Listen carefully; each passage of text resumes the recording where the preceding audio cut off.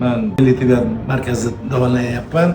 Kelganimga 3 kun bo'ldi. Bundan oldin Qo'qondan kelib, men med servis klinika uchragandim. Keyin shu meni tomirlar tromborligi uchun menga o'sha yerdagi vrachlar, boshqa nimalar tavsiya berishdilarki, asosiy tomirlar nimasini shu yerda jarrohlik yo'llari bilan hamda kompyuter yo'llari bilan davolash yo'llari qo'yilganligi uchun shu yerga o'g'lim olib keldi. O'z maqsadimiz kelib, bu yerdan analiz olib Xitoyga ketmoqchi edik.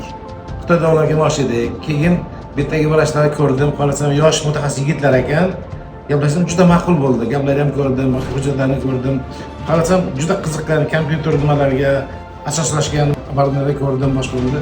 Kelmaydi dedim, Xitoyda ham qoldirdik, xudo xolasa. Shu yerda tabobatimiz yaxshi bo'lib ketadi deb umid bilan keldik, xudo xolasa. Ular niyatlarimiz yaxshi. Vrachlar juda mutaxassis nimalar ekan. Ular ko'pchiliklari ko'proq Rossiya bilan, Moskva bilan ishlashar ekan.